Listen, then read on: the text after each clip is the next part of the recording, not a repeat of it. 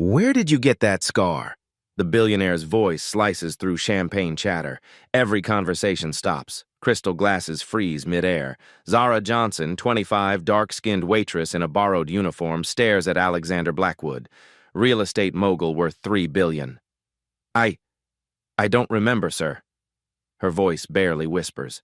The Plaza Hotel's charity gala, 10,000 per plate. Manhattan's elite discussing tax shelters while homeless freeze outside. Zara weaves between tables like a ghost, invisible help carrying champagne worth more than her rent. But now she's center stage. The crescent-shaped scar on her left wrist glows under crystal chandeliers. Alexander's steel-gray eyes burn into her. That mark, identical to his daughter's. His missing daughter who vanished 20 years ago. That's impossible, he breathes. She's dead. But Zara stands before him, alive. What secret could turn a powerful man's world upside down in seconds? The confrontation echoes in Zara's mind as she walks through Queens at midnight.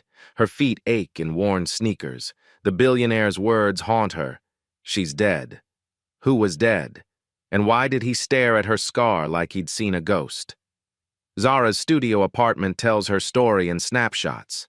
Foster family photos line a crooked shelf. Different faces, different homes, different rejections. None show her before age 5. That's when they found her wandering J Street subway station, clutching a torn teddy bear, speaking fragments about Daddy's garden. The system named her Zara, Blooming Flower, because she couldn't remember her real name. 20 years later, she's still blooming in the concrete.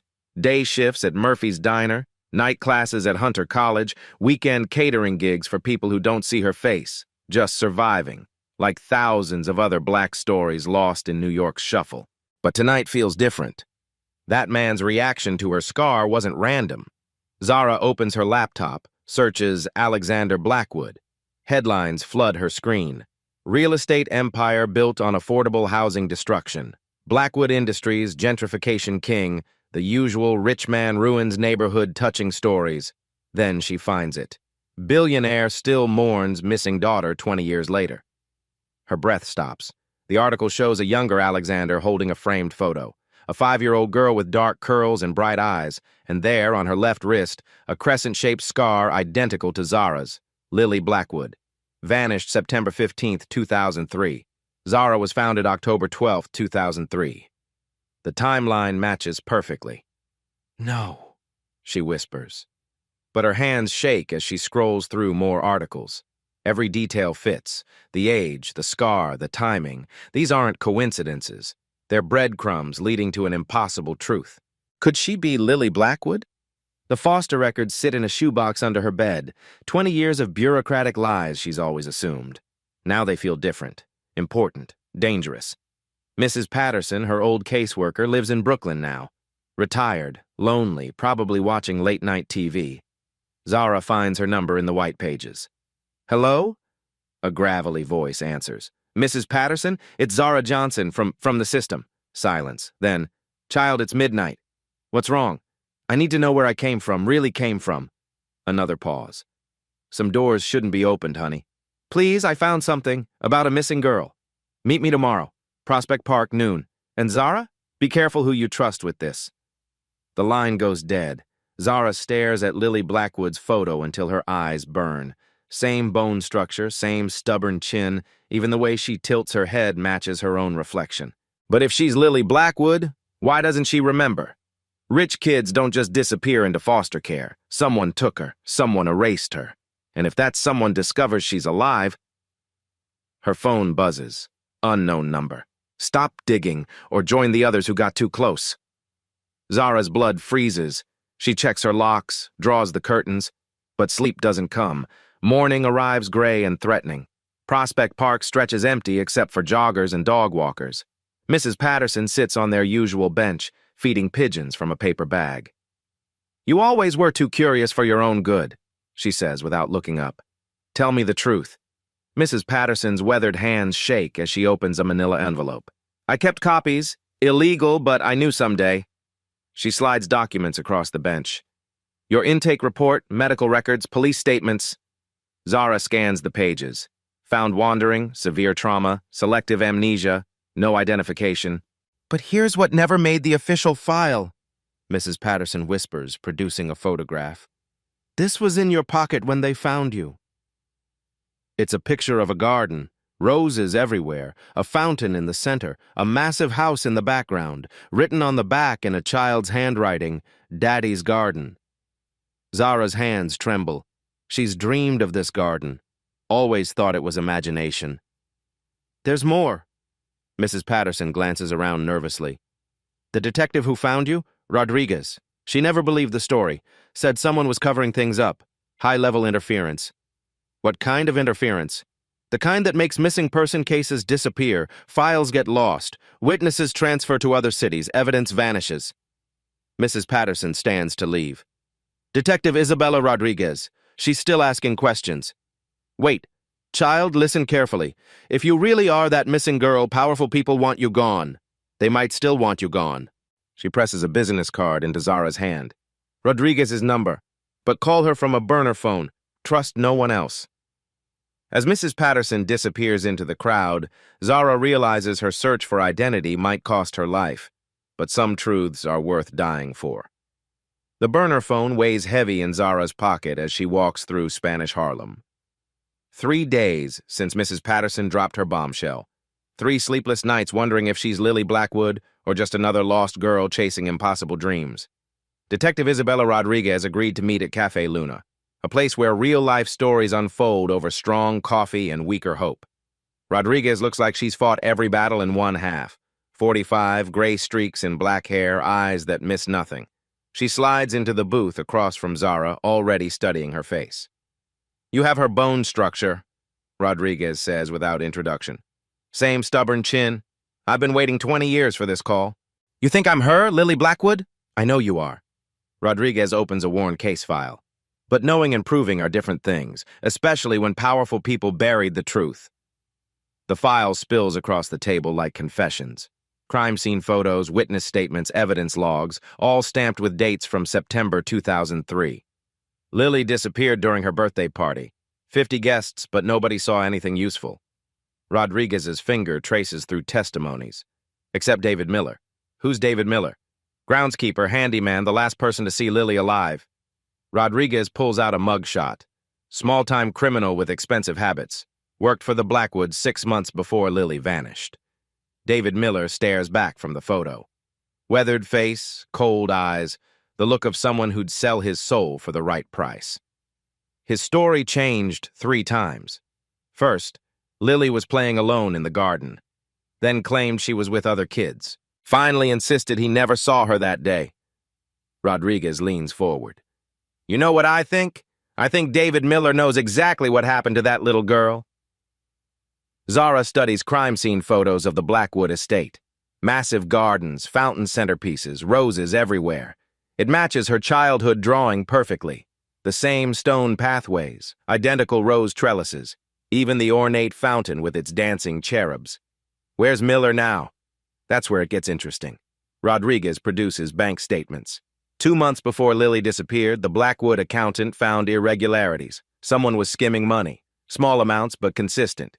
The financial records show a pattern. Vendor invoices inflated by 10%. Petty cash discrepancies. Forged signatures authorizing unnecessary purchases. All pointing to systematic theft. Miller. Had to be. Access to household accounts, forged signatures on vendor receipts. Alexander was planning to confront him the week Lily vanished. The pieces clicked together in Zara's mind. Miller faced exposure and needed a distraction. Taking the boss's daughter would certainly shift focus from financial crimes. But why didn't they investigate him harder? Rodriguez's expression darkens. Because the case got federalized. The FBI took over, claiming it was interstate kidnapping. My investigation was shut down within weeks. She produces transfer papers stamped with government seals. Official documents that ended her involvement in the most important case of her career. That's unusual? Unprecedented. Local disappearances stay local unless there's specific evidence of crossing state lines. Someone made phone calls. High-level pressure. Rodriguez shows her a timeline she's reconstructed over 20 years. September 14th. Accountant discovers theft. September 15th. Lily disappears. September 18th. FBI assumes control. September 22nd. Rodriguez transferred to Vice Division. They covered it up. They tried, but I kept copies of everything. Rodriguez taps the folder, including Miller's last known address before he disappeared. He's alive? Was as of last month. David Miller, a.k.a. Daniel Morrison, Tampa, Florida. Works maintenance at Sunset Manor Retirement Community. The revelation hit Zara like electricity. 20 years later, the man who destroyed her life is trimming hedges for elderly residents, living free while she grew up in foster hell. We need DNA first, Rodriguez continues. Prove you're Lily before we confront Miller. How? Rodriguez produces evidence bags. Lily's hairbrush, clothes from her bedroom. Enough genetic material for comparison. She slides a business card across the table. Dr. Sarah Kim, forensic geneticist. She owes me favors. Dr. Kim's laboratory sits in a converted warehouse in Queens. Sterile white walls lined with machines that measure truth in genetic code. While they wait for results, Rodriguez reveals more disturbing details. Miller had help. Moving a kidnapped rich kid requires connections, safe houses, forged documents, corrupt officials.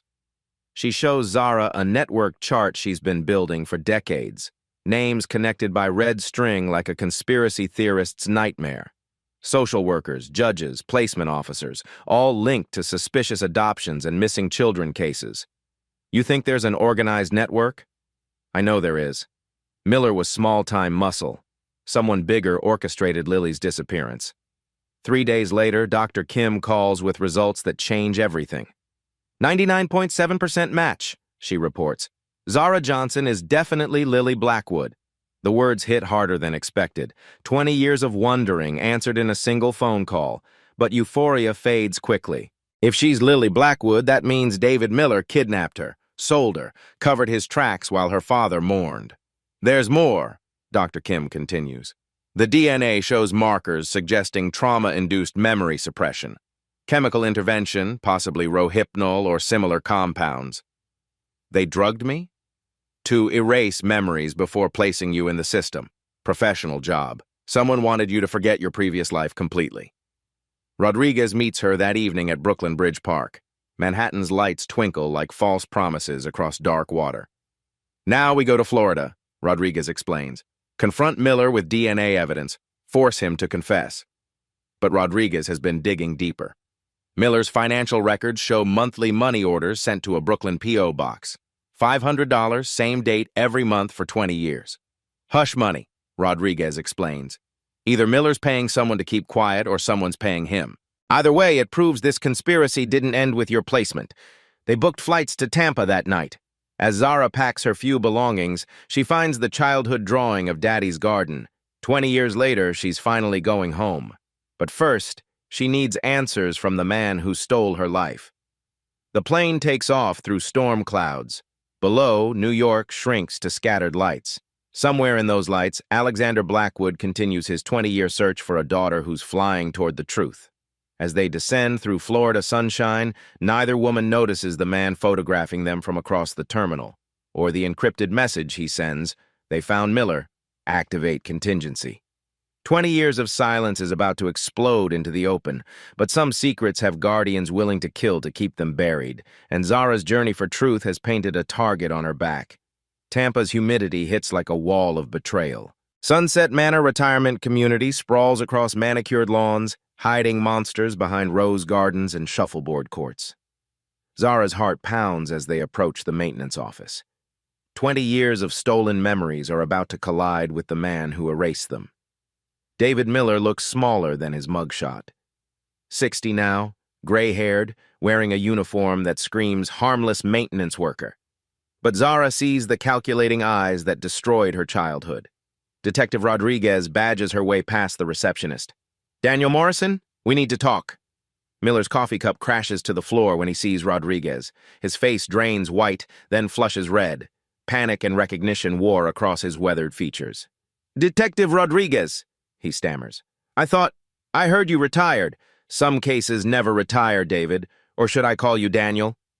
The maintenance office falls silent except for humming air conditioning. Zara steps into view, and Miller's reaction is immediate, visceral. He stumbles backward, knocking over a tool cart. "That's impossible," he whispers, staring at her scar. "She's supposed to be dead. They promised me she was dead." "Who promised you?" Rodriguez demands. Miller's hands shake as he realizes his slip. 20 years of careful silence shattered in seconds. His eyes dart between the door and the women blocking his escape. I don't know what you're talking about. Bullshit. Rodriguez slams the case file on his desk. Lily Blackwood, September 15th, 2003, your last day at the Blackwood estate. Crime scene photos spill across Miller's workspace, the garden where he claimed Lily was playing. The fountain where she allegedly drowned. All lies, and he knows they know. I didn't hurt her, Miller protests. She wandered off during the party. Kids do that. Then explain these. Rodriguez produces bank statements showing the monthly money orders. $500 every month for 20 years. That's $120,000, David. Miller's carefully constructed cover crumbles. His new identity, his quiet retirement, his normal life, all built on blood money. You don't understand the pressure I was under, he begins. Enlighten us.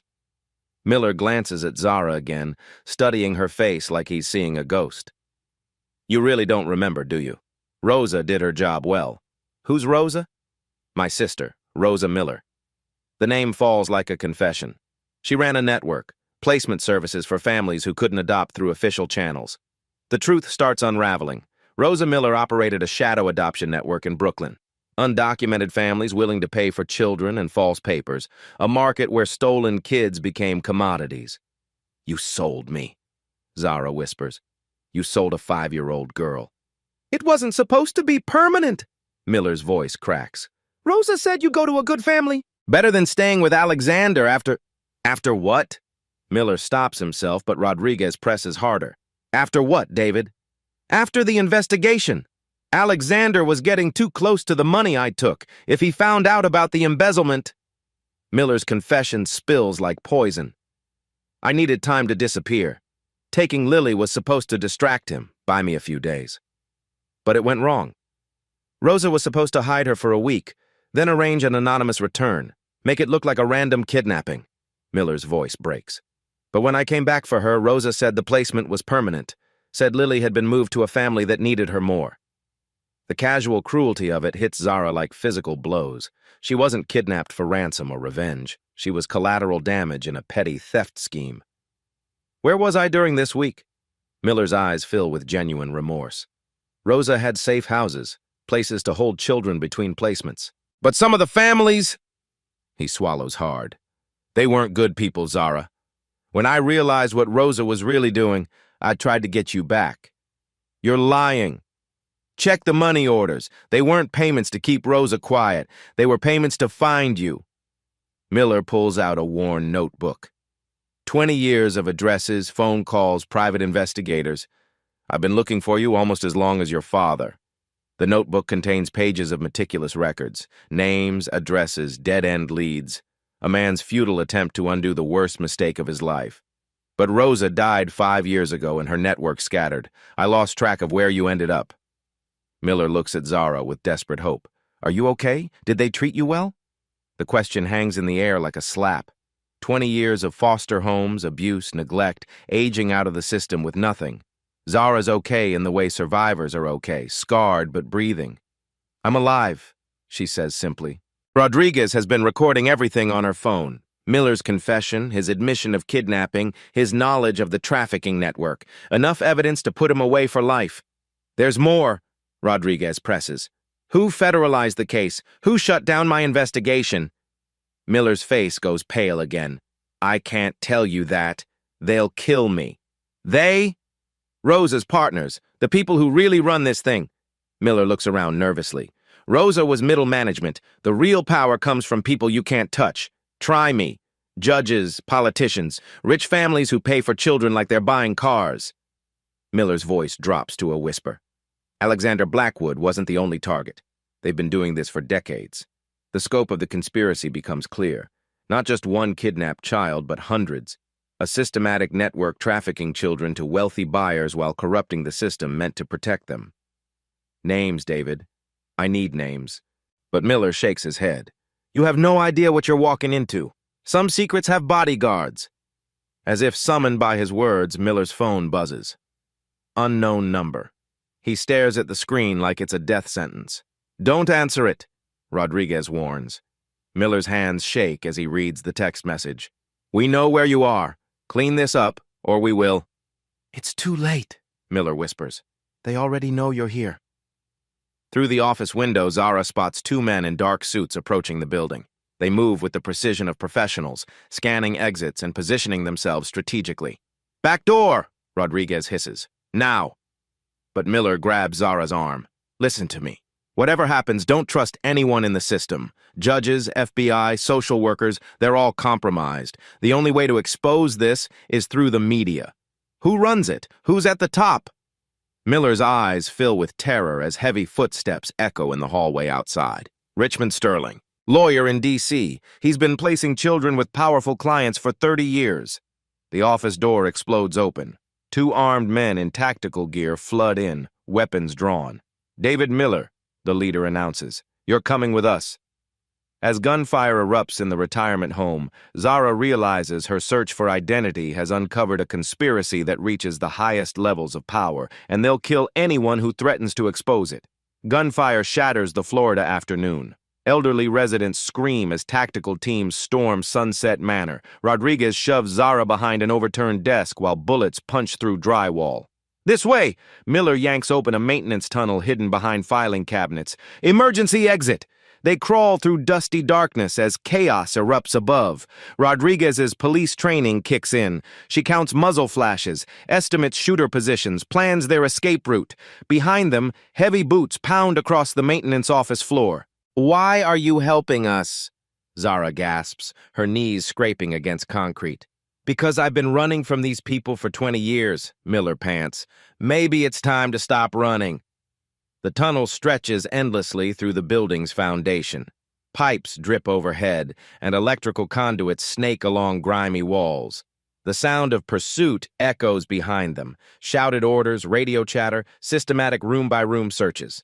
The tunnel opens into a drainage canal behind the facility. They emerge soaked and muddy as sirens wail in the distance. But Rodriguez knows those aren't rescue sirens, they're cleanup crews. My car, she whispers, pointing to their rental in the visitor parking. They sprint across open ground while automatic weapons chatter behind them. Muzzle flashes light up windows as Sterling's team realizes their targets have escaped.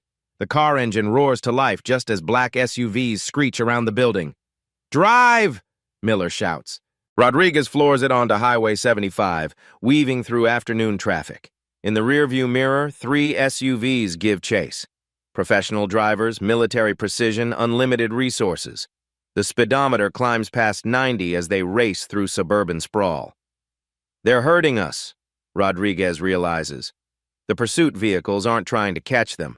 They're forcing them toward a specific destination, boxing them in, limiting their options. Where? Somewhere isolated, somewhere they can clean up loose ends. Miller checks his phone. Dozens of missed calls from unknown numbers. Richmond Sterling doesn't leave witnesses. The highway stretches ahead like a concrete noose. Strip malls and gas stations blur past. Behind them, the black SUVs maintain perfect formation, close enough to pressure, far enough to avoid ramming. Zara grabs Miller's arm. Tell us everything. Right now. As they race through rural Florida, Miller reveals the horrifying scope of the conspiracy. Rosa's trafficking network wasn't just about illegal adoptions. It was a systematic operation selling children to elite buyers worldwide. Rich people want what they can't have legally, Miller explains, his voice shaking with each sharp turn. Babies for couples who can't adopt, young kids for labor camps overseas, teenagers for worse things. How many children? Hundreds over 30 years. Rosa kept meticulous records, names, buyers, prices. Miller's voice breaks. Some kids went for $50,000, others sold for $500,000 depending on age and appearance. The SUVs are closing in. Rodriguez spots a highway construction zone ahead. Concrete barriers, heavy machinery, limited visibility, perfect for an ambush. Orange signs warn of lane closures and speed restrictions. Hold on! She yanks the wheel hard right, jumping the median into oncoming traffic. Horns blare as they weave between 18-wheelers. The pursuit vehicles follow, but they're losing ground in the chaotic traffic pattern. There! Miller points to a truck stop ahead. Public place, witnesses, security cameras. They screech into the parking lot just as their fuel gauge hits empty. Rodriguez parks between two semis, using them as cover while she calls for backup. Diesel fumes and road dust cloud the air. But her phone shows no signal. Professional jamming equipment. "We're on our own," she mutters. That's when the real truth emerges. Miller pulls out a weathered photograph from his wallet. It shows two children playing in a garden, Lily Blackwood and another girl with identical features. Same dark hair, same gray eyes, same crescent-shaped scars on their left wrists. "Who's the other child?" Zara demands. Miller's hands shake as he reveals the bomb that will destroy everything they thought they knew. "Your twin sister, Emma." The words hit like physical blows. Zara stares at the photograph, seeing her own face reflected twice. Two 5-year-olds, mirror images, playing in the same garden, building sandcastles, chasing butterflies, living the childhood she can't remember. "That's impossible. I would remember. Rosa separated you immediately. Standard practice for multiple children, harder to trace, better profit margins." Miller's confession spills like poison. Alexander never knew he had twins. The birth records were falsified. The conspiracy goes deeper than anyone imagined. Not just one stolen child, but two. And Emma, wherever she is, has been living a lie for 20 years, just like Zara. "Where is she?" "I don't know. Rosa placed her with a different network. International buyers, probably Europe or Asia." Miller shows them more documents. But there's something else, something that changes everything.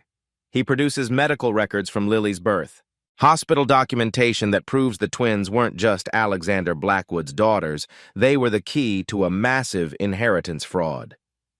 Alexander's wife couldn't have children. The pregnancy was fake. You and Emma were purchased from a surrogate, then presented as legitimate heirs. Miller's voice drops to a whisper. "But if anyone discovered the truth, they'd lose everything," Rodriguez finishes. The Blackwood fortune wasn't built on real estate alone. It was built on lies. And Zara's existence threatens to expose decades of inheritance fraud that could topple dozens of wealthy families. That's why Richmond Sterling ordered their kidnapping. Not for trafficking profits, but to protect his wealthy clients from exposure. The children weren't products. They were evidence. "Who was our real mother?" Miller shakes his head. "Rosa never told me. But whoever she was, Sterling made sure she couldn't talk. Car accident in 2004, right after you disappeared." Through the truck stop windows, they spot their pursuers regrouping in the parking lot. 6 men in tactical gear, automatic weapons, communication equipment. They're not here to arrest anyone. "We need proof," Rodriguez says. "Something that exposes the whole network." Miller reaches into his jacket and produces a small flash drive. "Rosa's backup files. Every transaction, every placement, every buyer for 30 years. Why do you have it?" "Insurance. Rosa gave it to me before she died. Said if anything happened to her." Miller looks directly at Zara. "She wanted you to know the truth about your sister." Rodriguez plugs the drive into her laptop. Files cascade across the screen. Financial records, placement documents, buyer profiles. The evidence needed to destroy Sterling's empire and free hundreds of stolen children. But as they review the data, they discover something that makes Zara's blood run cold. Emma's placement record shows she was sold to a family in Switzerland. But the buyer's name makes everything click into place. Victoria Sterling, Richmond's wife. Emma has been living with the conspiracy's leader for 20 years, raised as his own daughter while Zara suffered in foster care. The ultimate insurance policy, Sterling's stolen daughter trained to love the man who destroyed her family. That's why they can't let you live, Miller realizes. Emma doesn't know she's stolen. If she discovers the truth, she'd turn against them, Rodriguez finishes. The tactical team is moving. Through the truck stop's CB radio, they hear encrypted communications. Targets acquired, preparing to neutralize. "Back exit," Rodriguez whispers. "Service road behind the kitchen." They slip through the truck stop's rear door just as the assault team breaches the front. But waiting in the alley are more armed men, closing the trap with military precision. "Surrounded," Miller breathes. That's when salvation arrives from an unexpected source. Alexander Blackwood steps out of a black limousine, flanked by his own security team. His steel-gray eyes lock onto Zara's face, and 20 years of grief transform into fury. As helicopters thunder overhead and tactical teams close in, Zara realizes saving her twin sister might cost her the father she just found, but some family bonds are worth dying for. "Let them go," Alexander commands Sterling's men, his voice carrying the authority of someone who's never been denied. The tactical team leader hesitates. Through his earpiece comes Sterling's voice. "Mr. Blackwood isn't part of the operation. Proceed with neutralization." "Sir, we have orders." "I don't care about your orders. That's my daughter." Alexander's security team fans out, weapons drawn. 20 years of searching has led to this moment, and no one will take Lily from him again. The standoff stretches taut as piano wire. Alexander's private military contractors versus Sterling's government-trained killers. Father versus the conspiracy that stole his child. Truck drivers scatter as the parking lot becomes a battlefield. "How did you find us?" Rodriguez asks, keeping low behind their rental car. Alexander shows them a tracking device hidden in the rental car's undercarriage. "I've been monitoring any investigation into Lily's disappearance for 20 years. NSA contacts, CIA favors, FBI surveillance." His voice hardens.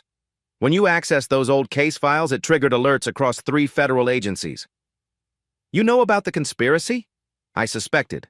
Corporate espionage revealed suspicious patterns, missing children from wealthy families, private adoption agencies with government connections, systematic interference in law enforcement investigations." Alexander's eyes never leave Zara's face. But seeing her, there's no doubt. "You're my daughter. You have your mother's eyes." The reunion neither of them expected is interrupted by Rodriguez's phone buzzing with a message that changes everything. "Dad, they're moving Emma tonight. Private jet to Prague. If you want to save both daughters, come alone. Reagan National Airport, private terminal, 1 hour. RS." Sterling has Emma, and he's using her as bait to lure them into a trap that's been 20 years in the making. Alexander reads the message over Rodriguez's shoulder. His face goes ashen as the implications hit him. "Emma, there's another daughter?" Miller produces the photograph of the twins, now creased and stained from their escape. Emma doesn't know she's stolen. Sterling's wife raised her as their own child for 20 years. She thinks Richmond Sterling is her father, the cruelest twist in a conspiracy built on cruelty. While Alexander mourned one lost daughter, another grew up calling his enemy Daddy. 2 halves of his heart, split between grief and lies. "We need to expose everything," Rodriguez says, pulling out her laptop. "Media, law enforcement, Congress, blow this wide open before Sterling can disappear with Emma." Her fingers fly across the keyboard, uploading Rosa's files to secure servers. The evidence spreads across digital networks like wildfire, 30 years of child trafficking, political corruption, and systematic murder. Financial records show payments totaling hundreds of millions. Client lists read like a who's who of American power. Medical documents detail memory suppression techniques used on trafficked children. Each file is a nail in Sterling's coffin if they can get the truth to the right people. Within minutes, Rodriguez's phone explodes with return calls. CNN, Washington Post, 60 Minutes, every major news outlet demanding confirmation of the explosive allegations. "This is Rebecca Martinez, CNN Investigative Unit," one caller identifies herself. "We're reviewing files showing systematic child trafficking by a D.C. law firm. Can you verify its authenticity?" "Every word," Rodriguez confirms, "and I have witnesses willing to testify." But Sterling's response is swift and merciless. News outlets across the country receive cease and desist orders backed by federal court injunctions. Social media platforms mysteriously crash when users try to share the files. Government databases suddenly go offline for routine maintenance. He's using his connections, Alexander realizes, watching news websites go dark one by one. Judges, politicians, media executives, Sterling's been placing children with powerful families for decades. They're all compromised. Miller shows them Rosa's client list on the flash drive.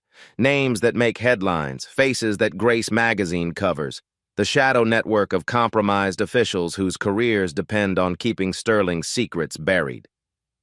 "Senator Patricia Williams," Rodriguez reads aloud, "as she adopted 3 children through private agencies between 2005 and 2012, all traced back to Rosa Miller's network.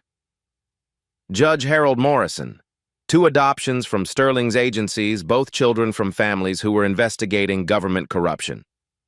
FBI Director Thomas Washington. His daughter was purchased from Rosa in 2008, right after her biological father started exposing defense contractor fraud. The list goes on. A shadow government of compromised officials. No wonder the original investigation was shut down so quickly. Sterling didn't just traffic children, he strategically placed them to create a web of blackmail and control. Alexander's security chief approaches urgently. "Sir, we're monitoring federal communications. The Justice Department is preparing arrest warrants for everyone involved in today's events." "On what charges?"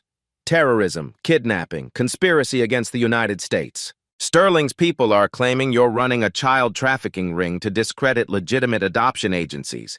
The accusation is brilliant in its audacity. Turn the victims into perpetrators, make the evidence appear fabricated, discredit everyone before they can testify. Sterling's using the very system he corrupted to protect himself, but Rodriguez has been preparing for this moment her entire career. She produces a second flash drive from her jacket. Not Rosa's files, but 20 years of her own investigation. "Insurance policy," she explains. "Every lead I followed off the books, every witness statement I collected unofficially, every piece of evidence the official investigation ignored or destroyed. Her files paint a picture that no amount of political pressure can erase. Systematic patterns across hundreds of missing children cases spanning 3 decades. Financial connections between Sterling's law firm and placement agencies in 12 states. Medical records showing trauma indicators consistent with memory suppression drugs. We go public simultaneously," she decides. "International media, foreign governments, social media platforms Sterling can't control." Alexander uses his corporate connections to contact media outlets in London, Tokyo, and Sydney. Rodriguez reaches out to Interpol contacts in Europe. Miller calls whistleblower organizations with secure communication channels. The story explodes globally before Sterling can contain it. American lawyer accused of 30-year child trafficking conspiracy dominates headlines from BBC to Al Jazeera. Foreign journalists, immune to Sterling's political pressure, broadcast the evidence worldwide. International law enforcement agencies begin their own investigations. Within hours, protests erupt outside Sterling's D.C. offices. Parents of missing children march on Capitol Hill demanding answers. International human rights organizations call for immediate intervention. But Sterling's final gambit is already in motion. Alexander's phone rings with a video call from an unknown number. The screen shows a private jet interior, luxury seats, marble fixtures, and Emma Blackwood sitting across from Richmond Sterling. She looks exactly like Zara, but polished by 20 years of privilege. Designer clothes, perfect makeup, the confidence that comes from never knowing hunger or fear. She calls Sterling Daddy and discusses their vacation plans to Prague with genuine affection. "Hello, Alexander," Sterling's voice comes through the speakers. "I thought you'd like to meet your other daughter before I permanently relocate her." Emma looks confused as Sterling explains the call. Her voice, cultured and educated, carries no trace of her stolen origins. "Daddy, who is this man? Why does he say I'm his daughter?" The innocent question cuts deeper than any threat. Emma genuinely loves Sterling, trusts him completely, has no idea her entire life is built on lies. 20 years of careful psychological conditioning. Sterling continues with professional pride. "Emma believes you abandoned her, Alexander. She thinks her real father, you, threw her away because she wasn't perfect enough." "That's not true," Alexander says, his voice breaking as he sees his daughter's programmed hatred. But Emma's response is immediate, visceral.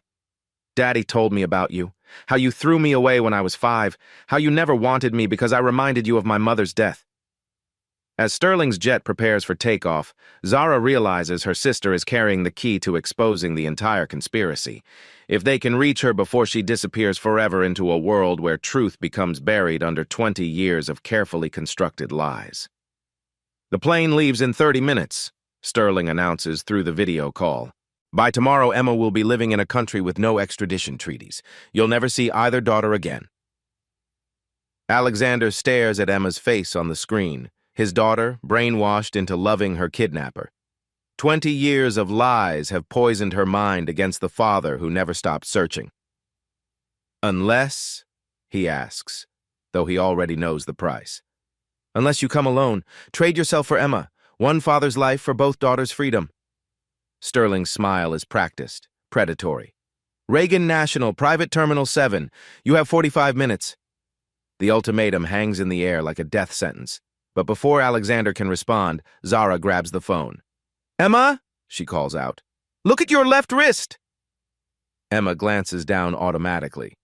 The crescent-shaped scar is partially hidden by her diamond bracelet, but still visible. Her programmed certainty wavers for a moment. "You have the same mark I do," Zara continues, showing her own scar to the camera. "We got them the same day in the same accident because we're twins." "That's ridiculous," Emma says, but her voice carries less conviction. "Daddy, tell her that's ridiculous." Sterling moves to end the call, but Emma stops him.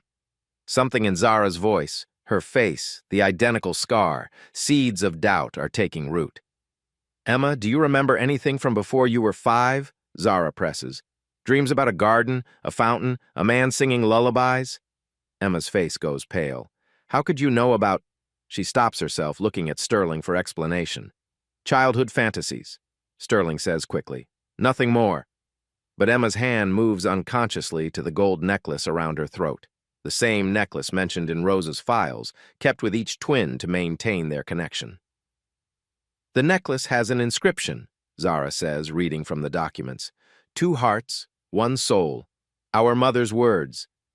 Emma's fingers trace the pendant's engraving. She's worn it every day for 20 years, told it was from Sterling's deceased mother, but the words Zara speaks match perfectly.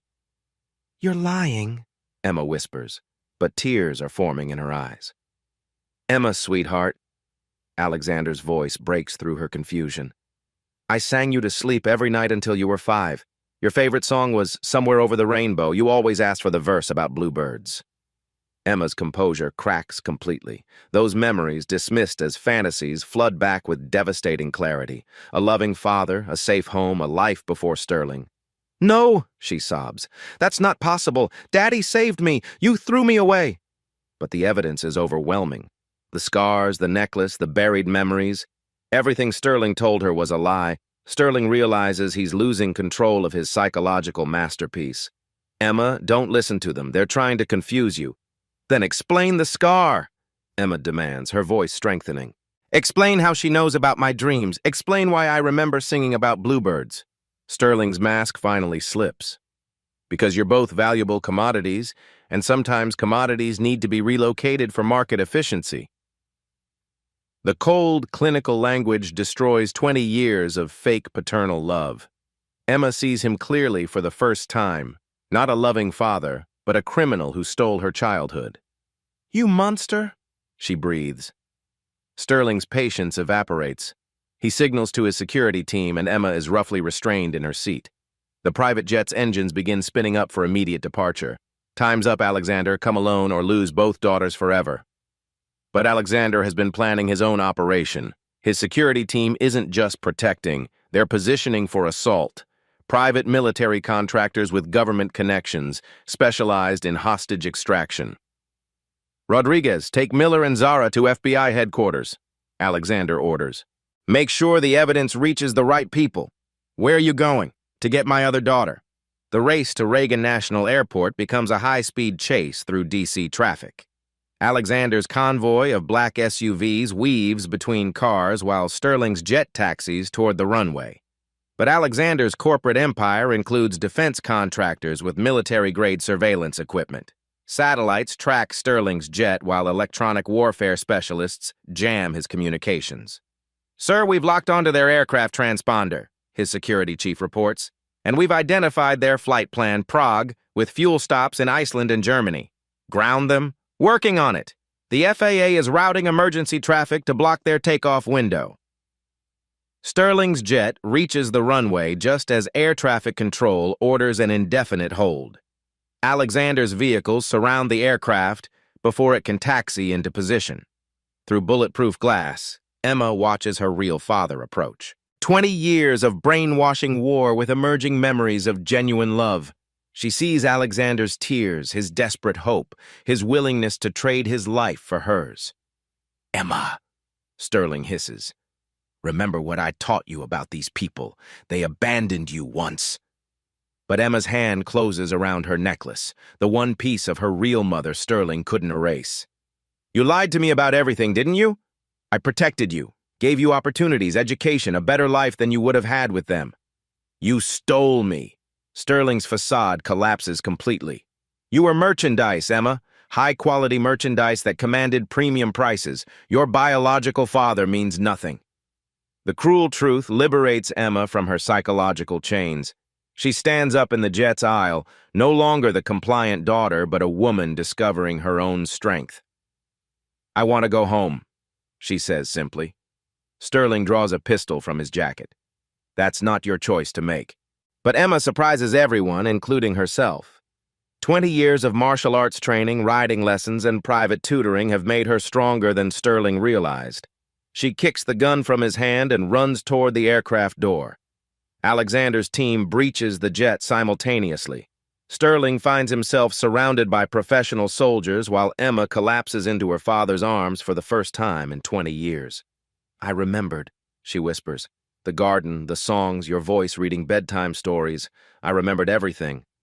FBI agents swarm the aircraft, arresting Sterling and his remaining associates. Rodriguez arrives with Miller and Zara, completing the reunion that seemed impossible an hour ago. Alexander holds both daughters, seeing their identical faces side by side for the first time since they were 5. 20 years of grief transform into joy, though the scars of their separation will take time to heal. Sir, Rodriguez interrupts gently, we need to move. Sterling's network is still operational, and they know you're all here. But the moment of victory belongs to the family. Sterling's empire is crumbling, his political protectors abandoning him, his carefully constructed lies exposed to the world. As federal marshals lead him away in handcuffs, Sterling makes one final threat. This isn't over. The network is bigger than you imagine. But as Alexander walks between his reunited daughters toward a future free from lies, he knows the truth has set them all free, and no conspiracy can survive the light of justice once it finally breaks through 20 years of darkness. 2 years later, the Blackwood Foundation headquarters buzzes with purpose. Floor-to-ceiling windows overlook Manhattan's skyline, but inside every surface displays faces of found children. 847 recoveries since Sterling's network collapsed. Zara stands before a wall of reunion photographs, each one representing a family made whole again. Her journey from foster care to billionaire heiress feels surreal, but the work grounds her in reality. Emma approaches with 2 cups of coffee, a morning ritual they've developed. The identical twins move in unconscious synchronization, finishing each other's sentences, sharing private jokes that bridge 20 years of separation. The Morrison family called, Emma says, handing Zara her coffee. We found their daughter in Romania. She's coming home next week. The relationship between the twins hasn't been simple.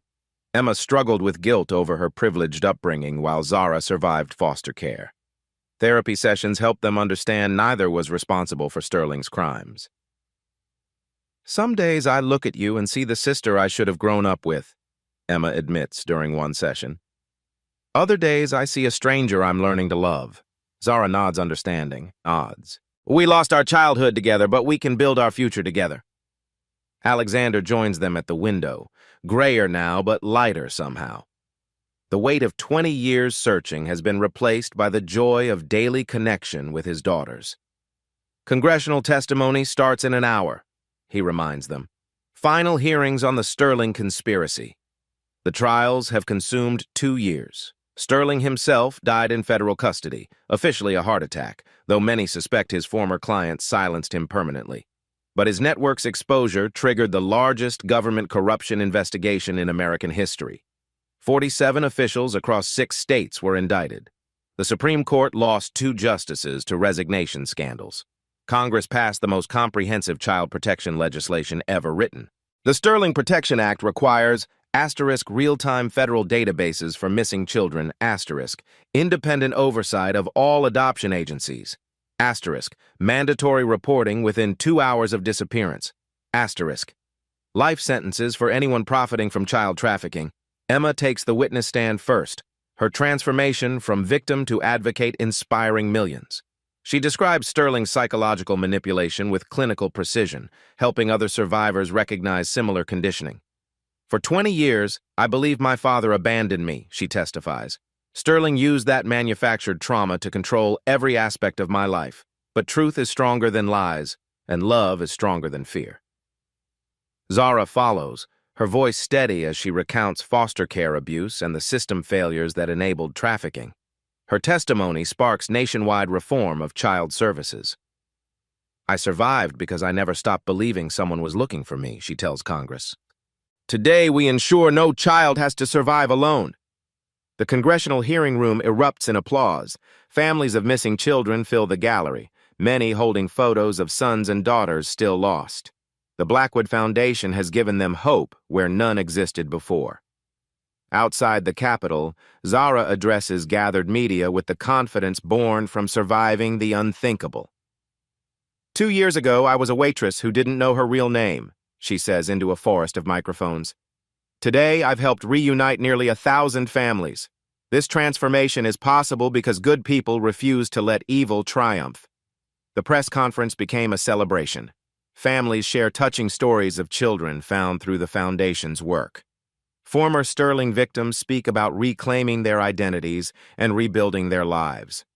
David Miller, granted clemency in exchange for his testimony, approaches the podium. Prison has aged him, but his eyes hold the peace that comes from redemption. "I can't undo the harm I caused," he tells the crowd, "but I can ensure every detail I remember helps bring other children home." His information led to Sterling's Swiss bank accounts, funding the Foundation's international operations. Justice sometimes wears unexpected faces. As evening falls, the Blackwood family returns to their estate, the same gardens where Lily and Emma played before their world shattered. But now the fountain runs clear, the roses bloom freely, and laughter echoes where tears once fell. Alexander walks between his daughters, marveling at the women they've become. Zara's strength forged in adversity, Emma's compassion refined by truth, both proof that love survives even the cruelest separations. "What are you thinking about?" Emma asks, noticing his thoughtful expression. "Miracles," Alexander replies. 20 years ago, I lost everything. Today, I have more than I ever dreamed possible." Zara smiles, understanding the deeper meaning. "We didn't just find each other. We found our purpose." The Foundation's work continues expanding globally. Missing children in 30 countries benefit from resources and expertise born from their personal tragedy. Evil intended to destroy their family has instead created hope for thousands. These real-life stories remind us that family bonds transcend time, distance, and deception. Love doesn't disappear when someone is taken. It grows stronger, deeper, more determined, and sometimes the very forces that try to break us become the foundation for our greatest victories. Have you ever wondered what invisible threads connect us across impossible odds? Share your own touching stories in the comments below. Subscribe to hear more incredible journeys of families reunited and justice served, because every family deserves to find their way home.